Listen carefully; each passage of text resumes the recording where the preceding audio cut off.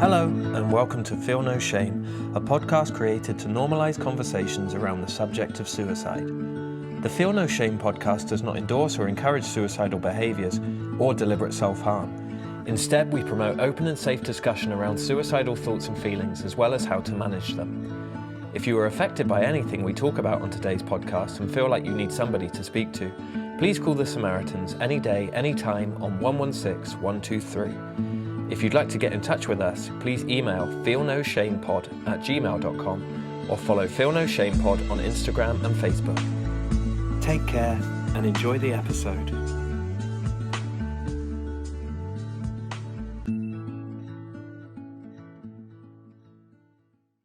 On today's episode of Feel No Shame, it's the final episode of the first series. Both Rowan and I, and as you can tell, it's Al introducing episode 8. And just to let you know, Rowan and I have been so thankful to all the listeners and viewers taking time out of your day, out of probably your busy, hectic days, to listen to us or to watch us. It's been emotional, so thank you. To confirm, I'm just going to introduce this episode as it's me talking to Rowan himself.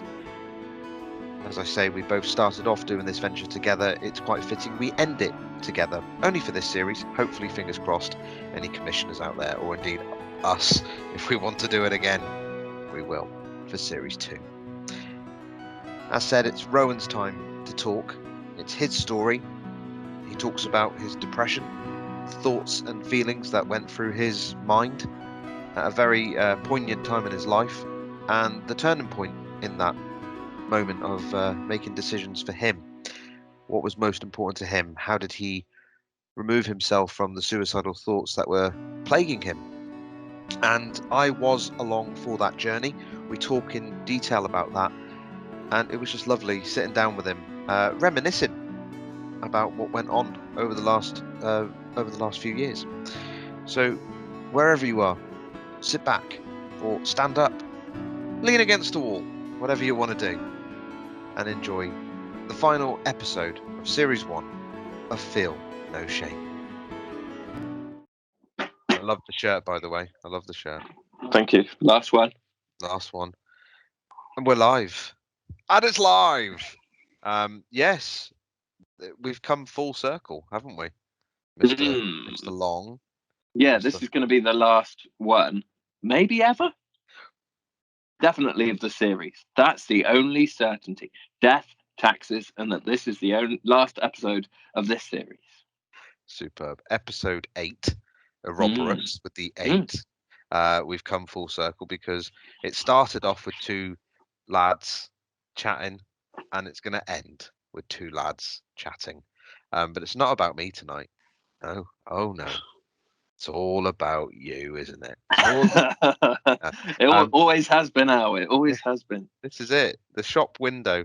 The shop window is showing off his beautiful soul tonight. I think he's not gonna bear all. He's only gonna tease us.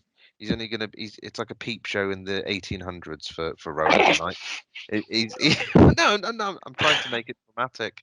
You know, you're gonna. That's the episode description sorted. Yeah. Anyway, it's like a peep show in the 1800s. Yeah, it's trying to depict. You're not going to bear all and go, huh.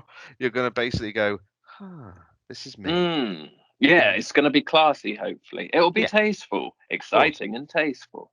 Of course. And a disclaimer to all, you know, we are going to talk about suicidal thoughts. We are going to talk about depression. We're going to basically talk about things that I've seen Ro go through, being a friend, but I didn't see it all because I live far away.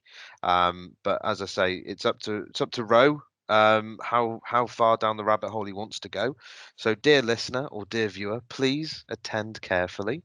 This is going to be a good one. I'm looking forward to it. I've been thinking about how to start it, how to talk to you, Ro, tonight. But I think I'm just going to say a few things, but you're gonna run with it.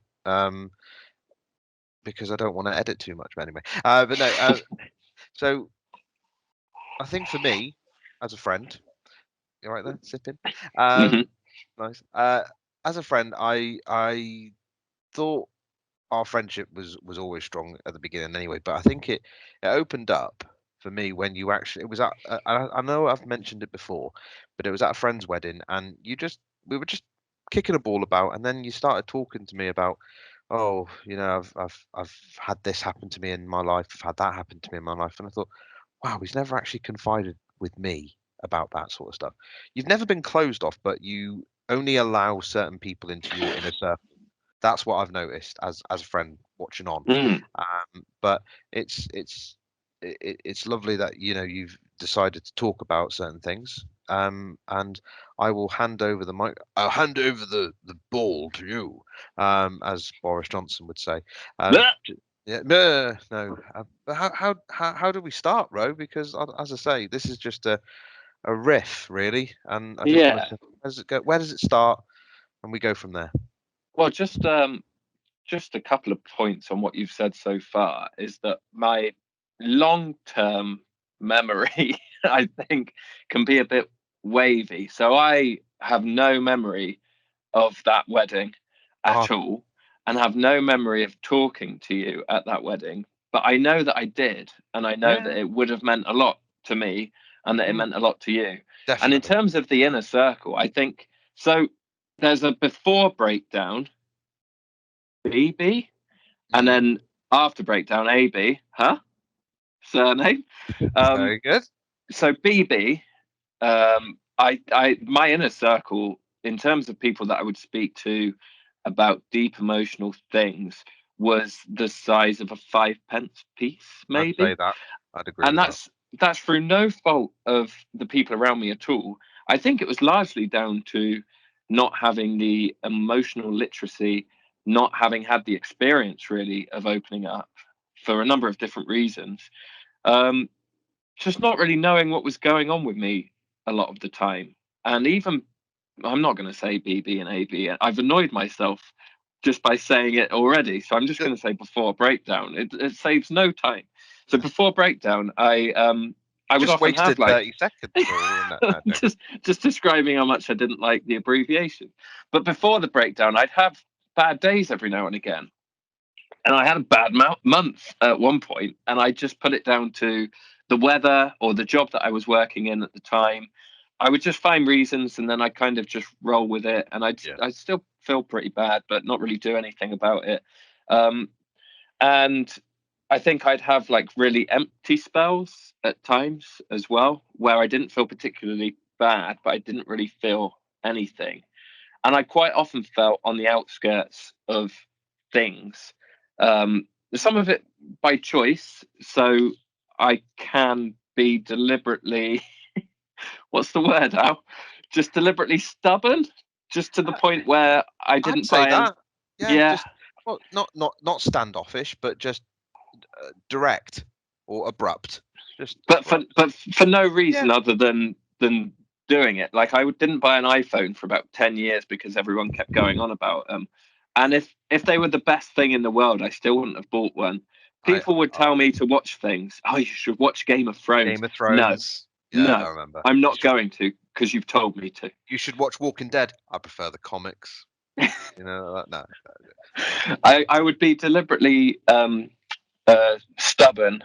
I think obstinate is a word, Oh, but check it up afterwards. Check it out because if it's not right, then it's a real shame. But if it is right, then I think sounds good. that's the word. So I would be on the outskirts. I'd be deliberately on the outskirts. I'd feel empty. I'd feel bad sometimes, and I'd not really talk to anyone about it. So again, not through any fault of anybody's. It just wasn't what I did. And then I trained to become a counsellor, and we had to do some therapy as part of our training. And I remember going to those hours, and I did enjoy it. I did enjoy sitting there, much like I'm doing now, just talking about myself. I really did enjoy it, and I got some things out of it. And I remember when I finished, the counsellor I was working with said, "It's a real shame that you're finishing now. I think that there's quite a lot of things that we're not talking about that are probably really important."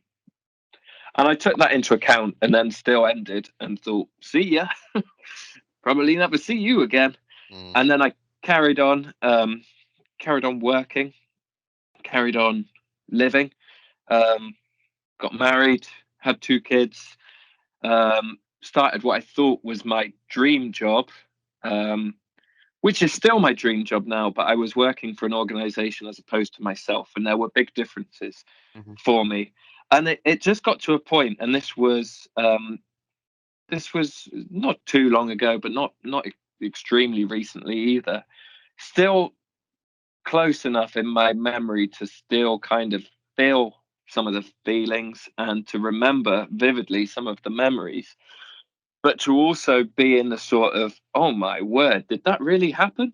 That sort of, I don't know, like a dream. Like, was that a film or was that actually my life? Like Truman that kind Show? of state. Yeah, yeah. Yeah. So it got to a point, in a nutshell, it got to a point where I was very, very overwhelmed and had nowhere to take that overwhelm. Several different things were going on all at once. Mm. And the way I describe it is that my brain just exploded. Um, and I can still remember that. No, I can't remember the moment vividly. I can kind of remember the days after where I started tentatively speaking to people about what I was going through and just doing a lot of crying, Yeah. doing a lot of nothing, but thinking constantly, thinking and thinking and thinking.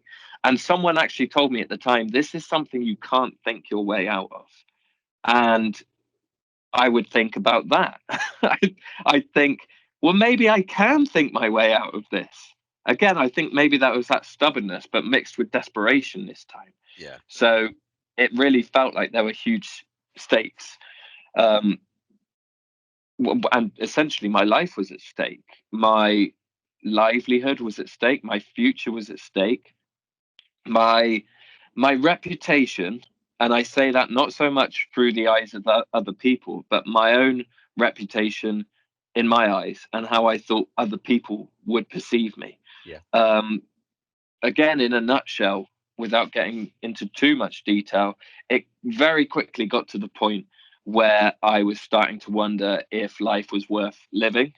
I started to wonder if I would just continue to just make mistakes and make mistakes and have all these really good things that I'd always wanted and jeopardize them by doing the wrong thing, saying the wrong thing, just assuming that I had really bad luck or that I was just, I don't know, cursed sounds a bit dramatic, but just feeling like bad stuff just kept happening to me, and to some extent I was a magnet and I was instigating or encouraging that.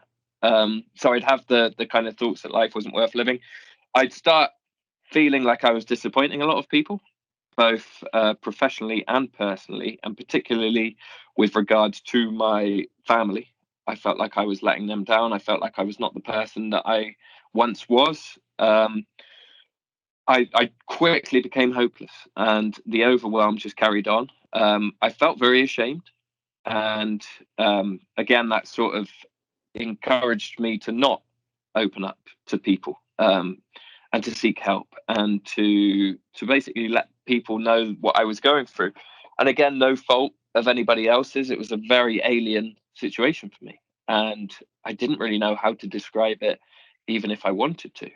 Um, Let me take a sip. Sip away.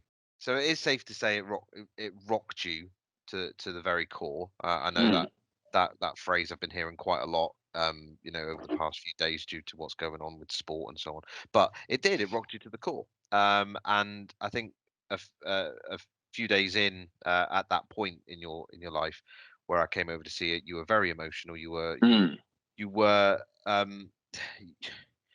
dare I say, you weren't the person I thought you were, if that makes sense, but you obviously are. But it was a side I'd never seen before. And it was actually quite a welcoming sign to see, bloody hell, he is actually emotional, and he's not just the funny guy. He's not just the guy that's there going, make a joke of that. mm, That's what I love about you, mate. But ultimately, it was a different side that I was able to still relate to and warm to, and it was lovely to see the mm, emotion coming out because it made me feel okay. This guy is human after all. Because I see you as a very intelligent man.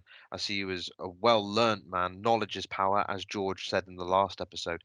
You have that in abundance, and you have a lot of things that I look up to as a friend. But seeing that side, it made me think, oh, okay, it was actually a positive approach, because you were just you laid it all bare on the table, on that metaphorical table, and it was actually, I know it was a horrible time, but it was lovely to see. It really was.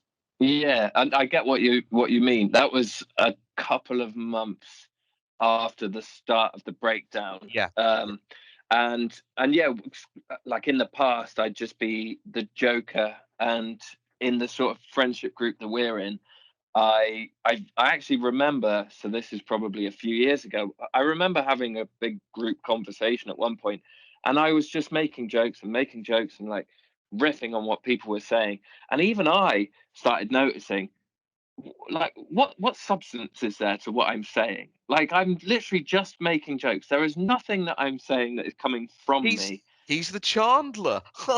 He's the That's and you're the Ross, that's and all that. exactly it. And Oh, so, yeah, and I get what you mean. Like, that was my role, and it was a bit of a caricature, I suppose. And the way that I describe people who have been through stuff to my clients now is like we're painting with a whole palette instead of yeah, just a few primary colors. So you would have perfect. seen the shiny yellow and the red and the blue beforehand, because that's all I really knew how to show. And then when it got to that day when you came round, I was in, like, I'm not going to say 50 shades of grey, but I was in a lot of shades of mostly the dark colors, but also the dark, rich colors that showed that there was more to me than joking and laughing around. And I think I tend to intellectualize a lot of things now and try and understand things through reading and through learning.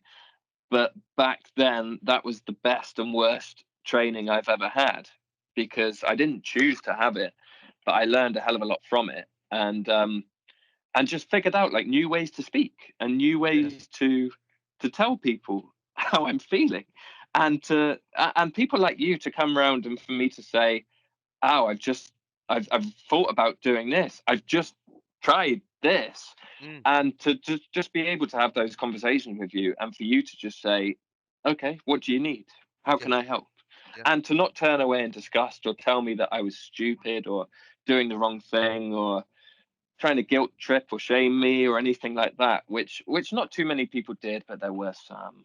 Um, but also by that point, when you came around, I was on antidepressants at that point, and I'll talk a little bit about that, because I see that as a major regret, a huge regret that probably, no, definitely extended the breakdown for yeah. longer than it should have been. So the first time I went to see a doctor, she prescribed me. I think it was. It doesn't matter what it was, does it? But she prescribed me something after 10 minutes, Hmm. and Oh, uh, nice. just gave me these mind altering drugs after 10 minutes. Warned me a little bit about side effects, but said they will settle down after a certain number of weeks. I took one and was dry heaving immediately, and dry heaving through the next day. And so I didn't take any more of those. But by that point, I was having vivid images in my mind. I couldn't walk my dog with a lead, because the lead suddenly became something much more than just a dog lead to me. Um, so that just really panicked me and really worried me. Um, so I went back to the doctor and I was prescribed a different set of antidepressants. I ended up taking them for the best part, the worst part of a year, a calendar year, with loads of different increases and decreases and different antidepressants tagged on, and anti-sickness pills to deal with the nausea caused by the antidepressants, sleeping tablets to deal with the withdrawals from the antidepressants. Wow. And it was very much, I felt like a bit of a pill magnet at that point. I was gonna I was say like a pick and mix dispenser and so on. You know, exactly that. yeah. I was given benzos, which are very addictive, and I mean they do the job to some extent, but I've always been very straight edge. I've always been very anti-drug, anti-alcohol, and so suddenly I was compromising my own integrity because I felt like that was what I needed to do. And I would read copious reviews online, which would alternate between these are the worst things ever, stay away from them, they will ruin your life, to this is like rocket fuel. I can now talk to people at parties. And I would acknowledge the bad and I would kind of hope for the good. And I would wait and I would wait and I would wait and I would wait for the side effects to wear off after 4 weeks, after 6, after 8. And the time length that was mentioned kept getting bigger and I wasn't feeling any different. And that was so that was anger, I bet, would come through with that a lot. Absolutely. And what the antidepressants did was they numbed the feelings, but they didn't stop the vivid images. They didn't stop any of the thoughts. I couldn't speak to anybody at parties because I wasn't going to any parties because I was depressed.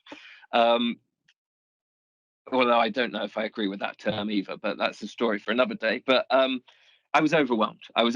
So I couldn't really do anything. But yeah, I see that as a major regret. And if I could go back, I wouldn't have taken that first pill at all.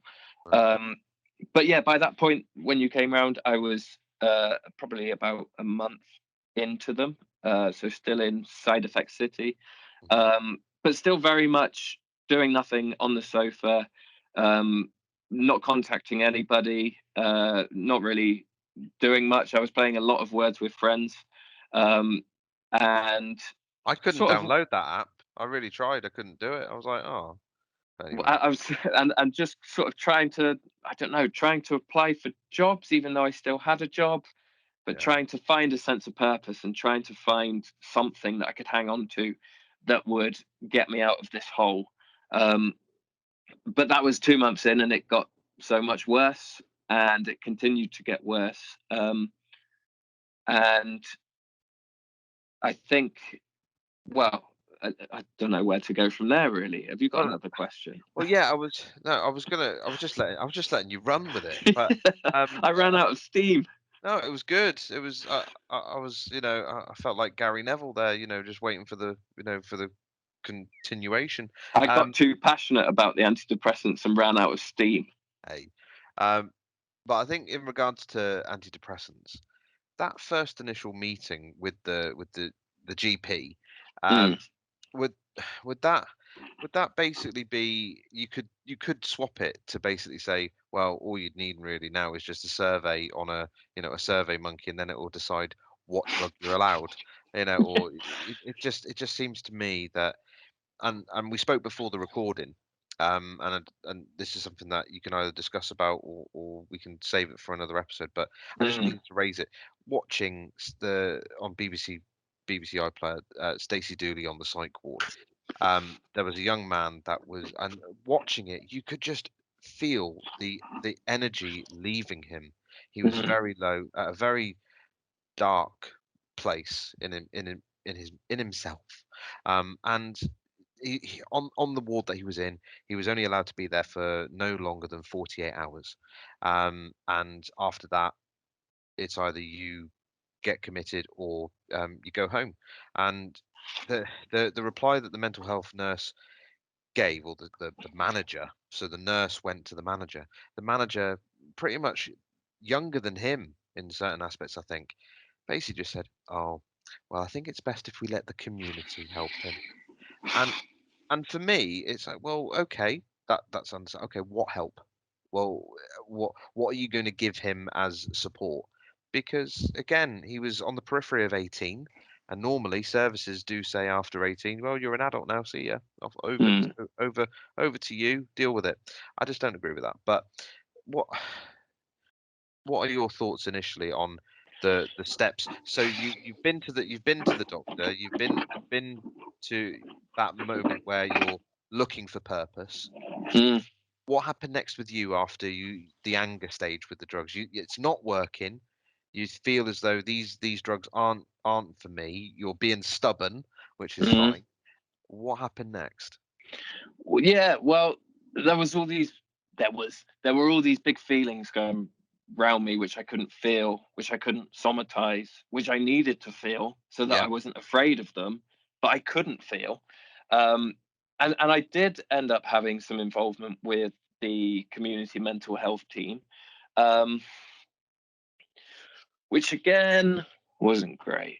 So And this is I've just your experience, you know. So yeah, and I we need should to explain. mention that about the Yeah. antidepressants as well, that they do work for some people, and that's great. Keep going, keep Yeah. doing what you need to do.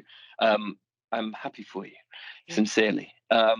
But for me, they didn't, and for me, the community mental health team just weren't what I needed. And again, I didn't know that beforehand. So afterwards, I've got well into reading about trauma and trauma informed practice, and um, not not unnecessarily diagnosing and stigmatizing people. Um, and I can mention the book Drop the Disorder, which I'll mention in the episode description. So I'm very much of that ethos if you read that. But trauma informed practice. So I go into the GP and I describe how I'm feeling, and I'm given something to supposedly remedy that.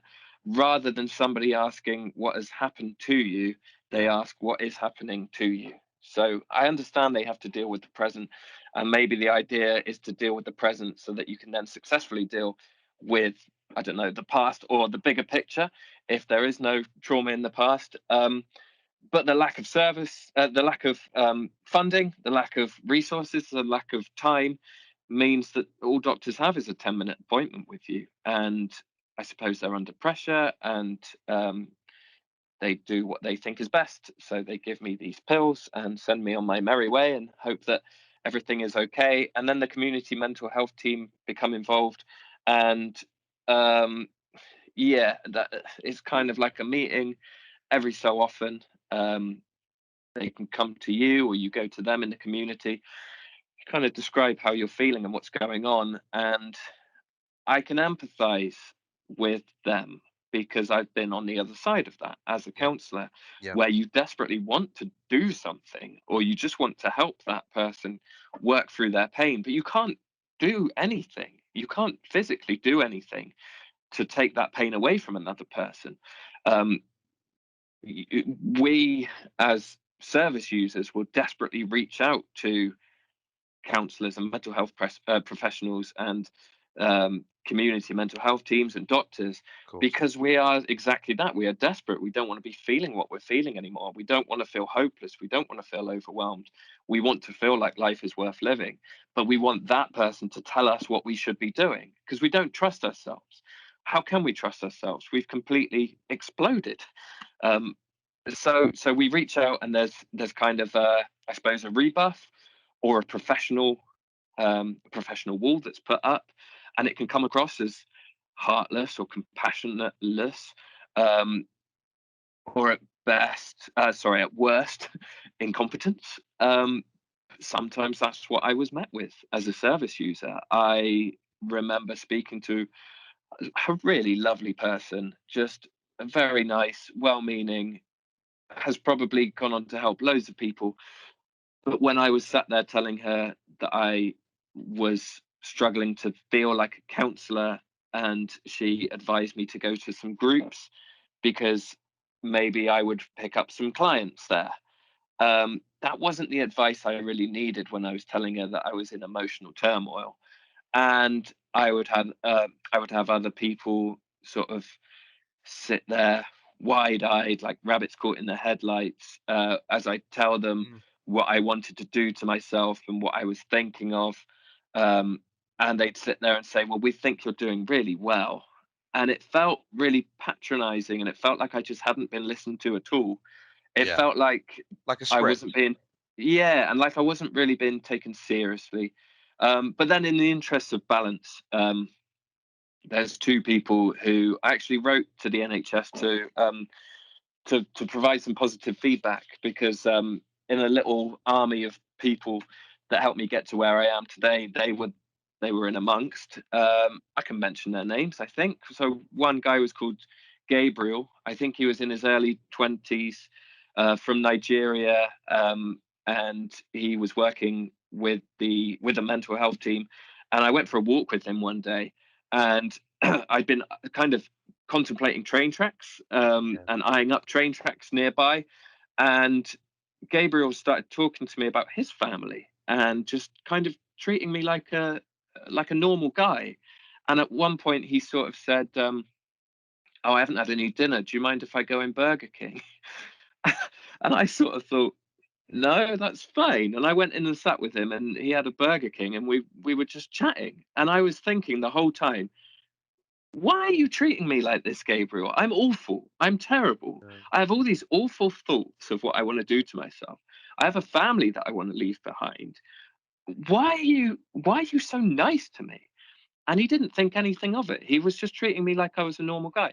So I was eyeing up the train tracks and then thinking, well, I can't do that to Gabriel. And I know that Gabriel was probably not my number one priority at that time, but just that warmth, that natural warmth, and the compassion and the understanding, and just him normalizing me as a concept was just beautiful. And I love Gabriel. And there was someone called Joe as well, who again just treated me as if I was just exactly what I was, a normal person, and would talk to me about music and would tell me about her dad being a big fan of Elvis. And I told her some of the worst things that were in my head again. And I remember, like, a couple of days after, she came back to me and said, I think I apologize, because that's my politeness. I'll say something, I'll just kind of unload on someone when I'm in crisis, and then apologize a few days later and say, I'm really sorry if that overwhelmed you.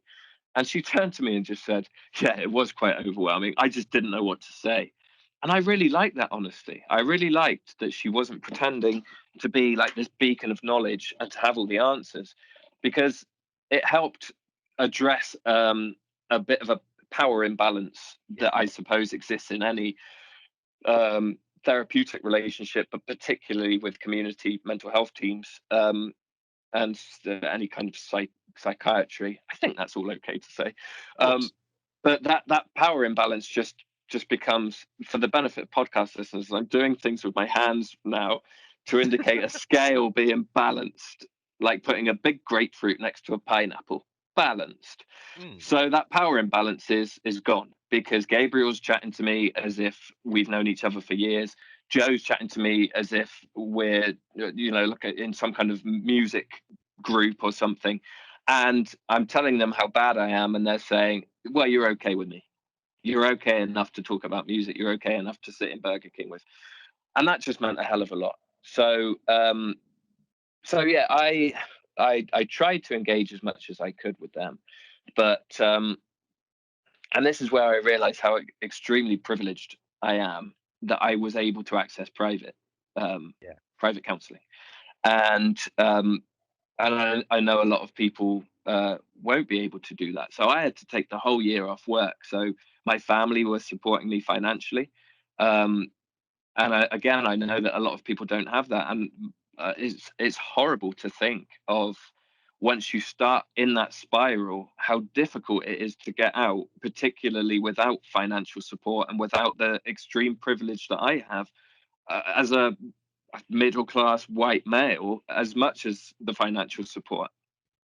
So there's some guilt towards that, but yeah, I accessed private support. I had a couple of different counsellors. The first one that I saw was very positive. So I think it was based around positive psychology. And so I'd come out of those sessions afterwards just feeling great about myself and feeling great about life. And then that optimism would quickly fade.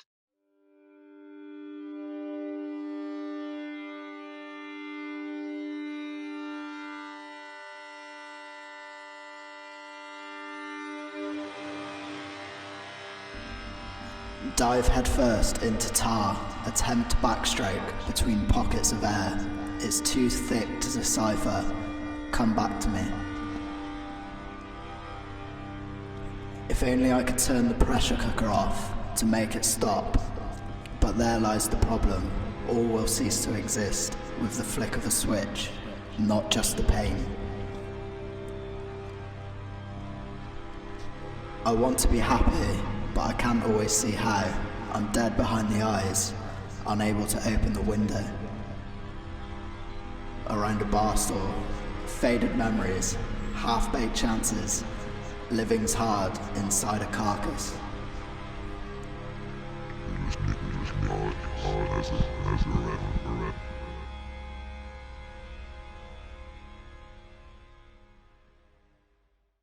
And think, sometimes, yeah. even by the time that I'd cycled back home, I was back into my thinking mode. I was back in the pit. It was quite prevalent for me seeing that. I remember seeing that as well, because we made it a thing, going to the premiere of each Star Wars, and it was the last one, the worst one. Really? Yeah, well, it's rubbish. The new ones are rubbish. But yeah, we went to it, and it was a lovely event, because it was like I was with you, and it was lovely. But I remember coming to collect you from the train station, and Mm. you'd just come from a session, and you'd gone through the therapy session. Well, that And my was word, that was with the third therapist, I think. So that was the good one. yeah, But you were so optimistic. You were like, yes, everything's getting better, and you were like that, and it was lovely to see. But it was the initial 12 hours later, where you just got up. You probably had a bad sleep on my couch, but anyway, that's because you stayed over. Thanks. But yeah, you weren't as vibrant, as lively, as you were the night before, which is yeah, fine. Which is fine. But as I say, it was that balance of emotion running through you, probably. But yeah, that's why that's just a memory that came to me. yeah, and that was the third one. So Yeah. that was when I think there's always kind of, well, maybe not always, but I tended to get a post therapy high. Yeah. But with the second one, I went to see somebody with regards to CBT. So part of my coping during the breakdown was just to read and read and read, and again look for hope in the hopelessness. And I would read about all these different You'd write as uh, well. You do a lot of yeah, writing. I did some writing, but I read about all these therapeutic modalities, Yeah. some of which I'd learned about on my training, but never gone through myself. So I thought, well, I'll try these.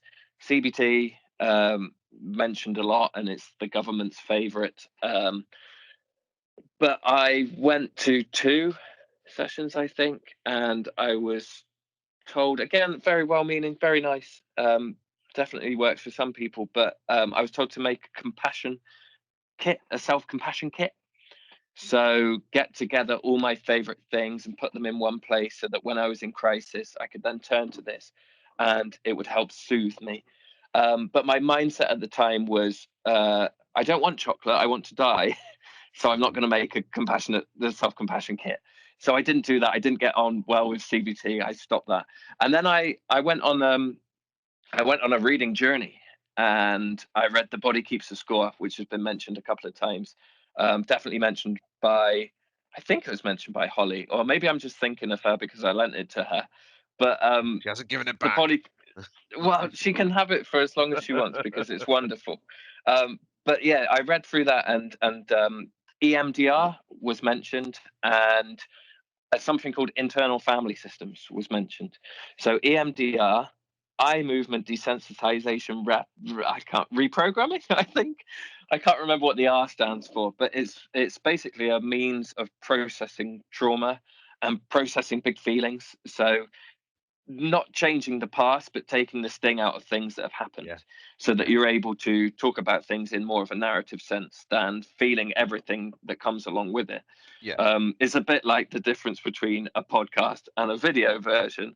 With the video version, you get the video and the audio, and with the podcast, you just get the audio. So pre-EMDR, I would think of some things that have happened in my life, and I would feel all the same feelings.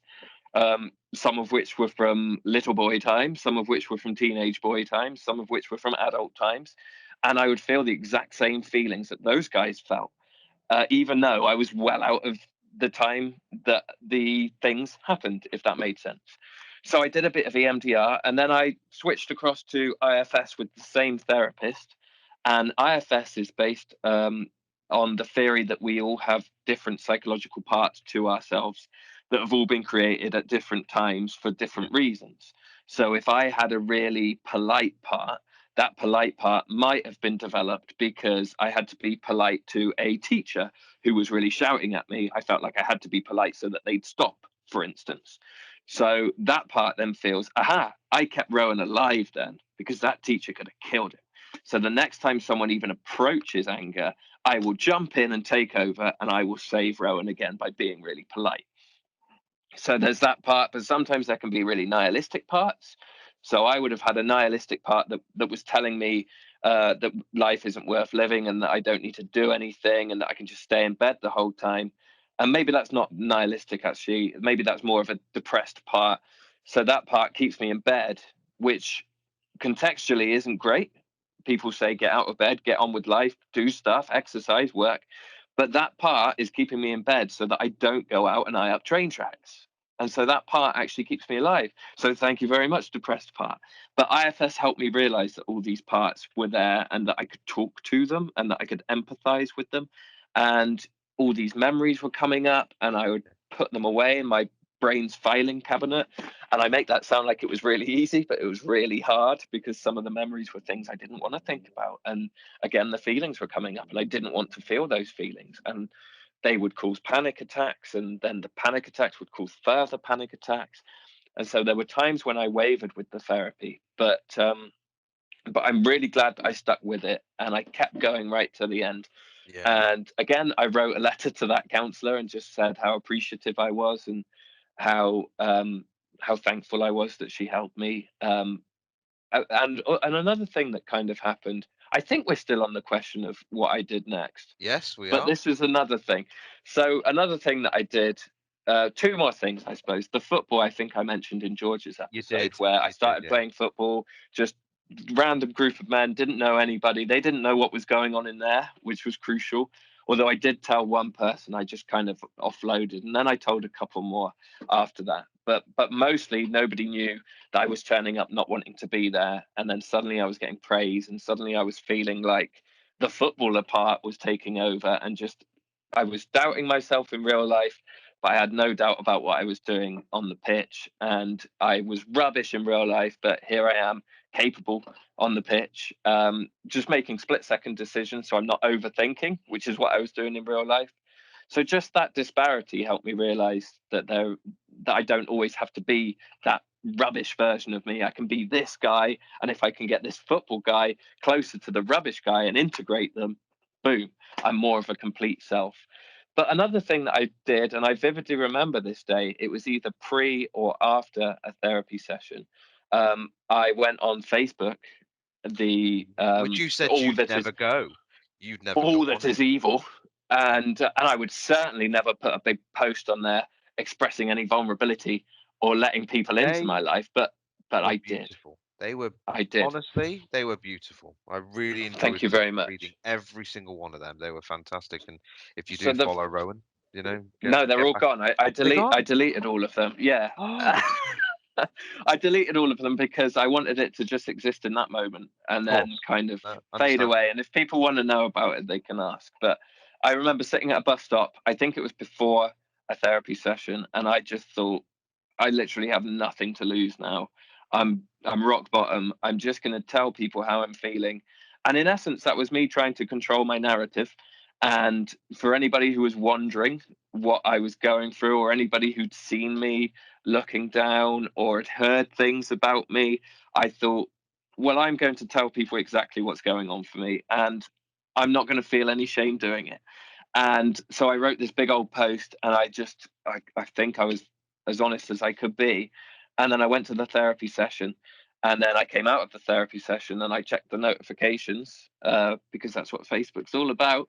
And just overwhelming niceness and loveliness from people, and nobody giving me any trouble, nobody telling me to be ashamed of myself, nobody telling me that I was wrong to feel the way I felt, or that I was wrong to do the things that I was doing. Just a hell of a lot of love and support, and people taking the time. So of course I love the likes, but people taking the time to also message, and Yeah. people that I didn't really know that well, but were on my friends list. So people that I went to school with, or people that I'd worked with, just bouncing around different places that I used to work. And I kind of fast forward to now, I've made really long lasting, genuine friendships with some of these people, and I'm eternally grateful for them, and I love them. And it just helped me realize again that there was nothing that I was going through that made me bad or made me awful, or kind of was a stain on my character. Again, to go back to that paint analogy, I was now in Technicolor, and previously I was a bit two-dimensional, if Yeah. that. So those were really useful things that I did, and I think that's all of the things. That's it. No, I'm just letting you. I'm just letting you flood. Yeah. Flood with emotion. I think, as I said, it was lovely seeing those posts come up on Facebook. And I think, what myself and Jade did, the wife did, was we made you a little pack, to compensate what you were going through with Mm. therapy. I don't know if you ever played the Deal or No Deal game that I sent you through, but there are some bits of that game that you must watch. If you can just get it on YouTube, it's just the reaction to some of the blokes that are on it. They go, and it's all staged, but yeah, that wellness pack, I really wanted to make sure you got something through, however small it was. But I think seeing you now, and I think the podcast has helped to some extent, but this could be another stage of your therapy, because you had Facebook, and now the Feel No Shame podcast is another avenue for you to go down to enhance your therapy, to get yourself either back to a place where you feel comfortable, or to even extend it to say, well, I'm in a different place now, and I'm opening up more. But you don't need to open up more if you don't want to. I think you're perfect the way you are. um and I think you know what's coming next. The the question would be to say, I think, to be honest, I think you've already answered it with the way that you've mentioned about your younger self, Mm. and all that. But um, is there I'm going to change the question a little bit, and then we're going to tweak it a tiny bit. Okay. Um, but if there are any listener out there, that is at a point where if they're mirroring you, with where they are in life at that point where you just thought, Yeah. right, okay, enough's enough. But what would you say to them? And go as long as you want, go as short as you want. But what would you say to that listener or to the viewer, if they're in that place where you were when I first saw you?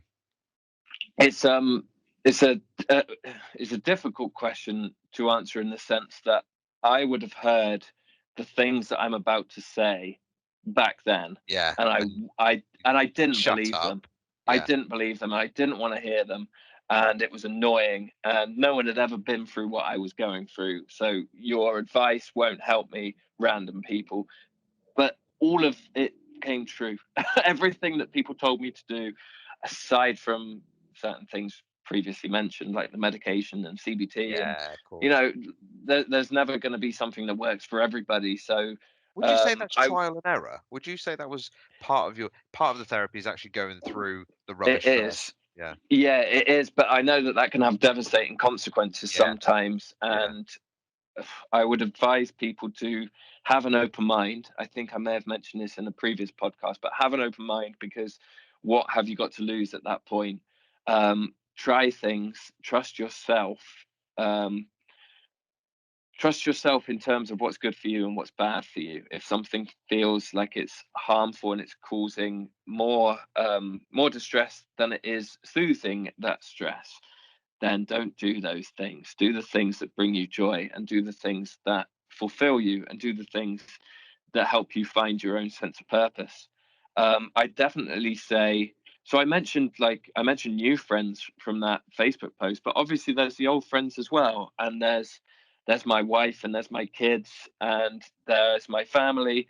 And I would say that by all means, go out into the world if you can, feel no shame, and meet people, and meet like-minded people, but also meet different people, meet people at different stages of I don't know if I want to use the word recovery, but I can't think of a different one. So meet people at different stages and listen to what everybody has to say, and don't discard anything, because all of it is important. So I would say lean on the old friends too. Lean on the ones who stick around. Lean on the ones who see you at your worst. Yeah. And again, maybe I shouldn't use the word worst. Maybe I No, should just say, it was the best of see times. It was the worst of times. the That's what we say. blurst of times. The Maybe blurst. I'll say people that see you at your most vulnerable, people that see you at your most open, rather than worse, because I don't want there to be any stigma. I don't want it to be, I'm sad, so I'm bad. I want it to be, I'm sad, so I'm vulnerable. I'm sad, so I'm open, honest. So stick with those people anyway, the ones that will help you when you're at your most vulnerable. Um, Control your own narrative as best you can. Find things that you enjoy doing that are pointless, that are absolutely meaningless. Because something that I did was I would try and overthink, and I would try and find meaning in everything. And then I'd be playing football sometimes, and I'd just kind of catch myself going, what am I doing? I'm just running around kicking this spherical object. Why? Why am I doing that? And when I do that, I go straight out of play mode and straight into thinking mode. And sometimes you have to have the play mode. It's Stop strategizing. Just let yeah, go. Yeah. things don't have to have meaning sometimes. They can just Yeah. be stupid. And they're probably the most fulfilling things. Talk. Unsurprisingly, I'm saying that. But talk. Just keep talking. And no matter how banal you think what you're talking about is, no matter how silly or how dramatic you might think you're sounding, I guarantee you're not. I guarantee that everything you are saying is important. I guarantee that there are people willing to listen to you, who will enjoy listening to you, who will enjoy hearing a different side of you, much like you did with me. Read, read, to echo George last week. People will have gone through what you've gone through, and people will have successfully got through what you've gone through. Guaranteed. There is an approach out there, and there are people out there. Let yourself feel everything, but only when appropriate. Makes So sense. don't feel yourself don't feel yourself back into the hole. That's what I'm going with. Hey, do it. It's fun. No. And again, lean on people. See these people as wanting to help you and wanting to support you. Fall down on them at times, stumble, and let them pick you back up if necessary. Yeah. I saw something really good the other day that said, these walls that you hit are there for a reason. Sometimes you need to lean on them. And I would also say seek connection, and don't see anything you're doing as attention seeking. See it as connection seeking, because that's just what it is. I definitely say, with regards to the talking, find your voice. Don't go echoing what other people have told you if you don't think it's right. Find your voice. Speak up about things like medication. Speak up if your support is not very good. Speak up if you aren't happy. If you're seeing a counsellor and you're not happy with the counsellor, speak up. You don't necessarily need to work with them anymore. You can go and work with another one. We don't take it personally at all. We just want the best for you guys. We guys, I should say. And Um, girls.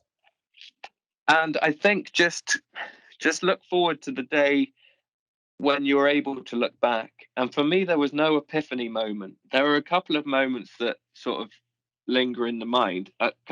We've got a bit of time. Yeah.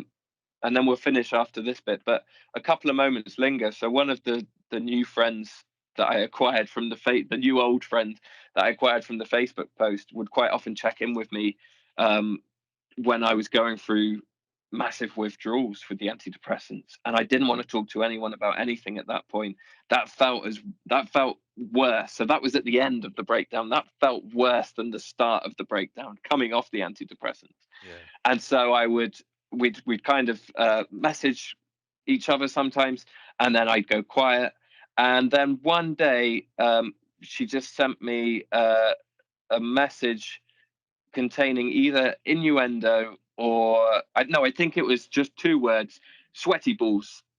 Nice. For no reason at all. And that was a moment when I thought, wow, somebody still wants to hang around with me, even though they are relatively new and they know what I'm going through, and they have no reason. Because this is how I would justify it with my old friends like yourself. I'd kind of think, well, I've been friends with them for ages, so they have to love me. So they're just saying that they don't want me to die, because that would impact on them too. And I would try and rationalize it away. And then with new people, I was stumped. What a burden Rowan is. I was stumped with the new people, because I'm thinking, hang on a second, you have no emotional attachment. You have no reason to send sweaty balls to me. Yet you have, because you want me to smile at that message, and you want me to feel happy at that message, and you'll get nothing out of that. And so that was one of the moments. And then another moment was when my eldest little boy was, we've got a rotary washing line. That's not a boast. It's leaning slightly, but he likes running around, or he liked running around the rotary washing line just over and over again, holding on to it, a bit like a maypole dancer. Yeah. And at one point I was sat out in the garden, just couldn't do anything, no energy, no enthusiasm, no joie de vivre at all. And my counsellor had said recently to that date, when you feel like you don't want to do anything, that's when you have to do something. That's when you have to do things. You have to listen to that voice, acknowledge it, and do the thing anyway. And so my eldest little boy said, Daddy, will you run round this washing line with me? And I said, I'm really sorry. I can't. I'm really, really tired. I can't do it today. And then I sat there for about 2 or 3 minutes. And I don't know what it was. It must have been that counsellor voice echoing in my head. And I the thought, sweaty balls. It was the sweaty it wasn't. balls, wasn't it? It wasn't sweaty balls this time. It was the No. counsellor. And I stood up and I said, do you know what? I'm going to run round this washing line. And I ran round the washing line. And everything in my head and my body was telling me that I couldn't do it. And I did it. And that helped kind of set a little seed of whatever the opposite of doubt is in my head, to the next time when I felt like I couldn't do something, I could probably just do it.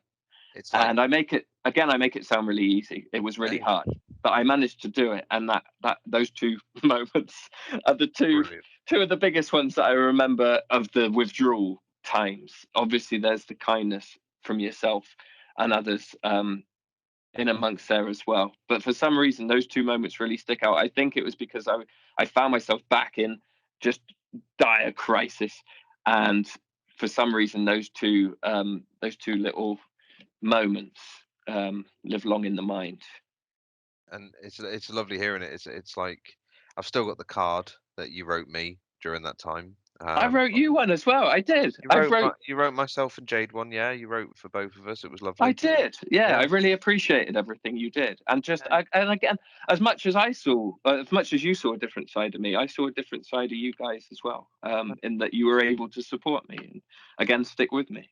Do you know what? It actually felt like I was adulting, because it was it was another stage of my life where I was with friends that are of an adult age now, and just having to deal with that emotionally on our side, seeing what you were going through and so on. But I think personally, with what you've been through, over the last 3 years nearly, is that it's admirable that you've come out and you're still smiling. You're gonna have your anger days. You're gonna have your emotional moments and so on and so forth. But what I love about it is that you're still here, and that's it.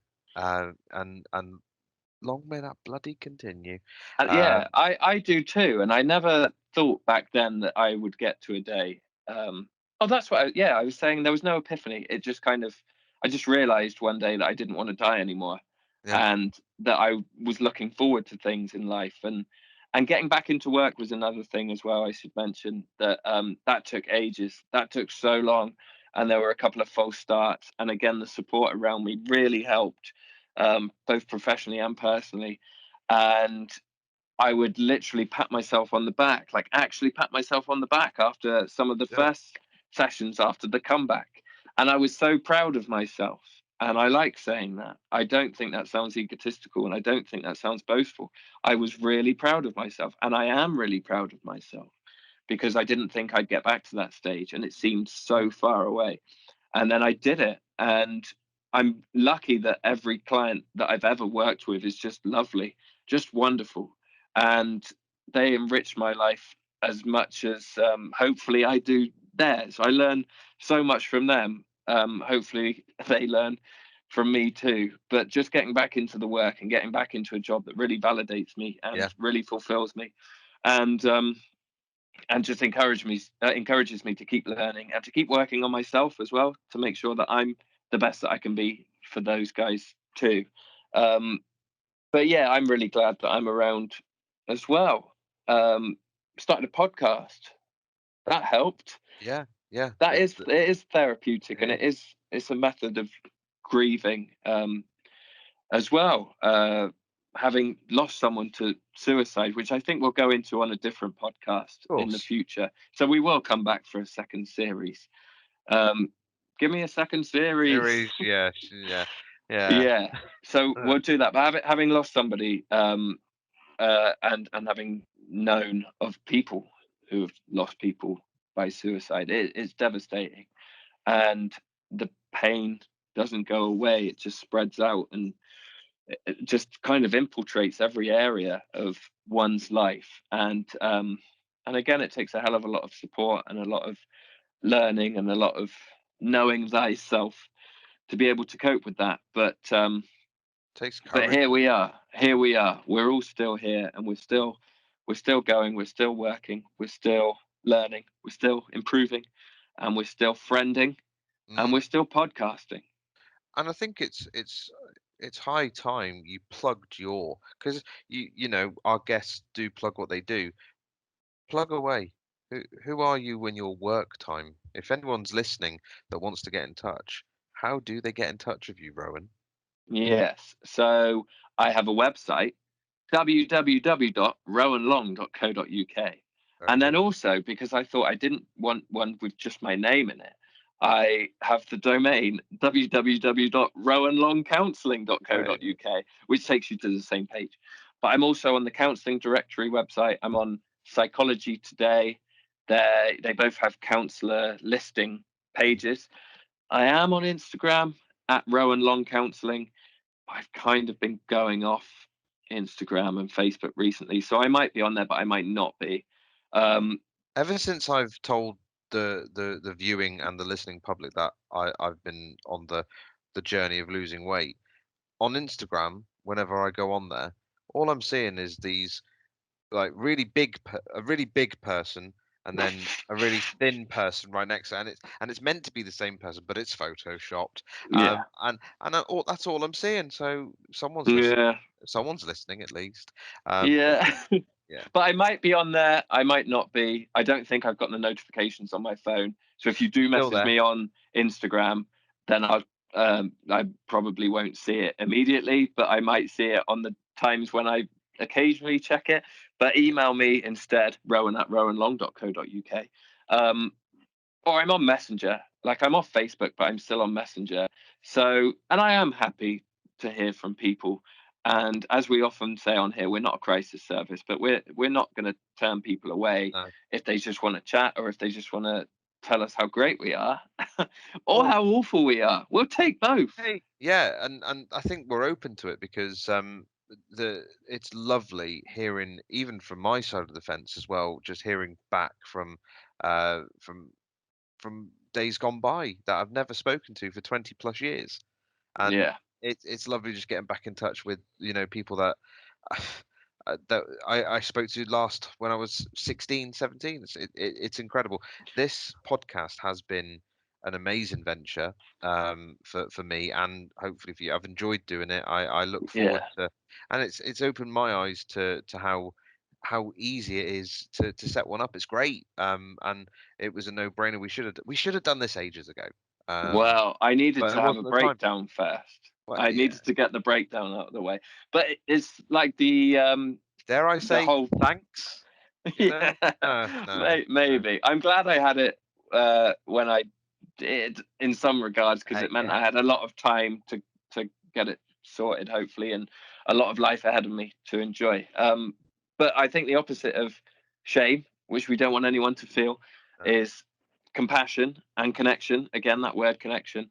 And I think that's been a big thing. Like you said, the messages and people reaching out and people asking to be on the podcast, and Yeah. people just explaining how useful it's been to them to hear people talking honestly. That's been massive for me as well. Yeah. So thank you for all your help. And I should say right now as well that I've probably forgotten loads of people, or forgotten to mention loads of people who helped. A memory has just come to me of someone else sitting with me and watching Dumb and Dumberer. Um, and I think we were both in a bad way that day. So hopefully they enjoyed watching the film as much as I did and just chatting away. But there's these just little moments where people have been my best resource. People have just helped enormously, and I'm like massively thankful to people, basically. Dumb and Dumberer was the sequel, or was it the one that didn't involve Jim Carrey, wasn't it? The one we watched did have Jim Carrey and Jeff Bridges, and I think it's really good. Again, Yeah. I don't think I've got very good taste in films, because I No. enjoyed all the Star Wars, I enjoyed all the Dumb and Dumberers. I liked enjoy it anything. a lot. I liked it a lot. It was good. Didn't they call it Dumb and Dumber 2, but they spelt it wrong? Dumb and Dumber Maybe. TO instead of TWO. I don't know, but it was I think so. I think you're right. I think that was on the promos. anyway. Yeah. We're riffing now, but I think it's been an absolute honest to Betsy. It's been an absolute pleasure doing this with you, sir, and it's given me an excuse to just be with you for an hour. It's lovely. Yeah, we should probably keep talking in the weeks after this. Yeah. Or should we just have radio silence until the next one? Radio silence does no. I think no. We're always texting. We're always sending messages about wrestling and random storyline generators for wrestling. Just nonsense stuff and Yeah. hashtags again. Just silly hashtags. Just be fun. It's funny. Sweaty balls. Maybe we could put that. That's the name of the actual episode. Sweaty balls. There we go. Okay. Maybe not. But anyway, thank you very much, Rowan, for talking and for getting this all set up with me. It's been a pleasure. No worries. We'll do it again sometime. Yes, indeed. And just a reminder for everyone listening and watching, feel no shame at Gmail. No, feel no shame pod. Sorry, feel no shame pod at gmail.com if you would like to get in touch with us. At feel no shame pod on Instagram and at feel no shame pod on the Facebook. Yeah, I think they'll stay, because I have to like deactivate my Facebook, and I think my personal one, and then I could just leave it, but if I deactivate it, the Feel No Shame pod, the posts don't get shared immediately from Instagram to Facebook, but then there's not going to be any posts. So if we're not on Facebook, we'll be on Instagram. That one will stay, and we'll be on the email, or write us a letter at. We don't have a postal address. We don't have a PO box, do we? No. I'm definitely not giving my address out because, I didn't tell you. We got something through the post, and I'm thinking, it's about a claim or something. I'm getting money. But it's actually someone else that's been charged loads of money. That they gave my address. I was like, how dare you? So I had to ring the people up, saying, it's not me. And they forwarded it on to the right person. They believed that? Yeah. Turns out it was one of the neighbours. Anyway, and I'm keeping that in. Anyway, take care. You too. Yeah, we'll return in time. And remember to feel no. Hang on, how are you doing this? Well, I was going to go feel, or maybe not. Oh, okay. We don't have to. Just go feel. No. Shame. Oh, my ears now, but brilliant. Take care. Bye-bye. Yeah, see you later, mate. Oh, where's my thumb? There you go. No Super League. No, anyway. And that's it for Series 1 of Feel No Shame. We're both going to do our separate outros, so to speak, and it's been a pleasure being with you and being with Ro and being with all of our guests for the last 8 episodes. And apologies in advance if you do hear a near 4-year-old coming in asking to put Lego together. I'm balancing a bit of childcare while doing the podcast. But yeah, it's been emotional. It's been great meeting all these fantastic people that we've interviewed over the last 8 podcasts. And it's also been an eye-opener for me, being able to hear the open thoughts, the open feelings, just hearing everything come through on the podcasts. And they've been an absolute pleasure to be part of, to edit, and to produce across a global platform. It's been brilliant. And one for me, after my episode, it's been surreal getting back in touch with people that I never thought I'd hear from again. As friendships come and go, it was lovely reconnecting with a few of my old school friends. So hello out there if you're listening to this. And yes, it's been a great episode, this one. Hearing again from Rowan just about being supportive, and I'll always be supportive as a friend. And I hope this has been some form of comfort to not only Rowan, but to everyone out there that's listening. If you want to get in touch with us, please do. feelnoshamepod@gmail.com. Hit us up, as they say, on the socials via Facebook and Instagram. And yes, it's time to hand over for the final time this series to Rowan himself. Take care, and remember, feel no shame.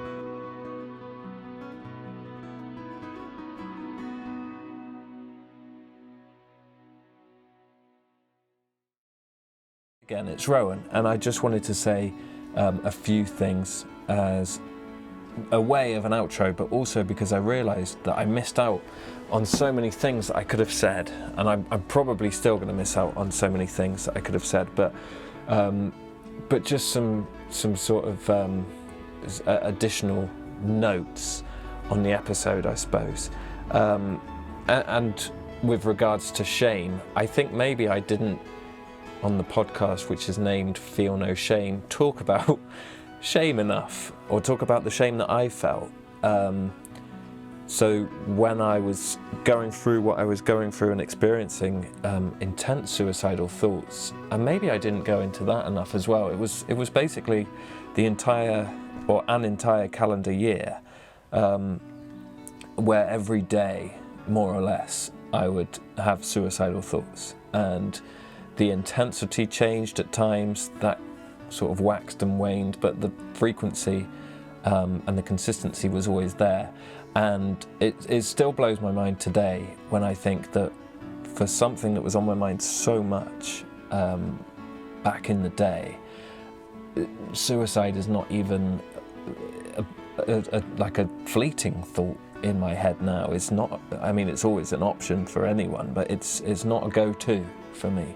Whereas back then it definitely was. It felt like the only option. It felt like the necessary choice. It felt like the only way out of what I was going through. But the shame came about because I felt like I was letting my family down. I felt like I was not being the person they wanted me to be, or they expected me to be. I think I spoke in one of the previous episodes about how I used to make a lot of jokes. I used to be the funny guy and the cheerful one, the one that was always in a good mood. And I felt shameful that I wasn't fulfilling that role. That I now realise nobody gave that role to me, and I never took that role. I never wanted it. But that was who I thought I was, and that was where I placed my value. And that also ties into me and my job. So being a counsellor, I had to stop working, and I had to stop working with clients I really I really enjoyed working with, and I felt like we were doing some good work. I felt like we had very good therapeutic relationships, and that was devastating for me to abruptly end. It was the ethical thing to do, but it felt devastating at the time, and the shame came in there as well, because I felt like I'm a counsellor. I should know how to get myself out of this. I should know these things. I've talked to people about this kind of thing. I should know what to do. I shouldn't be floundering. I shouldn't be staying in bed. I shouldn't be unable to work. And I suppose, a bit like Dean's episode, it was those shoulds which really entered into my mind and took over. And I think I mentioned to Al in the podcast that rather than seeing it as shameful, seeing those suicidal thoughts and getting through that time, rather than feeling any shame at all, I feel like it's enhanced my ability, and it's just given me a peek behind the curtain, which helps me hopefully work with my clients now who will come to me with similar things. I can kind of say without saying, although some of them may be listening here, hi guys, I can say without saying that I've been through it, so not 100% the same as what anybody else is going through, but I've been through something. I've been through big things, and I've come out the other side. It is possible. So there's definitely a hell of a lot less shame. A lot of shame came from seeing the people around me affected by what I was saying and what I was doing, and I do want to say sorry. I don't want to say it in a self-flagellating way at all, and I do want to say it sincerely and genuinely, even though I didn't have full control over what I was saying and doing. I literally wasn't in my right mind. I still do want to say sorry to all the people that were affected by things they saw and things they heard when they were around me at that time. And I felt a lot of shame at the time. I felt like a poison. I felt like I was infecting people. I felt like I was ruining people's lives. I felt like I was really causing them trouble and strife. And now I look back, and I was. And I take healthy guilt, healthy responsibility for that. But I don't accept the shame. I wasn't bad. I was saying bad things. I was doing bad things, but I, as a person, wasn't bad, and I've come to terms with that now. That took a hell of a lot of work too, and that took a lot of patience from other people around me, and that's something that I probably didn't mention enough as well. The patience of my wife, the patience of my children, the patience of my closest friends and family, who never gave up on me and never walked out on me, never abandoned me, never let me go, even when I was pleading with them to let me go. I really, really thank them, and hopefully I thank them enough in real life and not just at the end of a podcast. And speaking of the end of a podcast, this is the end of this series. I think we'll come back. It's been really nice hearing everybody's feedback and just hearing the positive stories from people about how we've helped and how we've helped open up discussions, and how other people are noticing similarities with their stories to others that we've had on the podcast, and it takes the heat off them. It means, again, that they're not bad, they're not wrong to feel these things. This is a human feeling. This is a reaction to overwhelm. This is a reaction to huge, intense stress. It's a reaction to trauma. So anything that me and Al can do, Al and I, can do to help others, we will. So hopefully we'll be back. But until then, thank you so much to everybody who's listened, and thank you so much to everybody who's contributed, and to everybody who has encouraged and supported. We love you very, very much, and we hope that you never feel any shame, and we hope that you'll be back for the next run, whenever that is. Goodbye.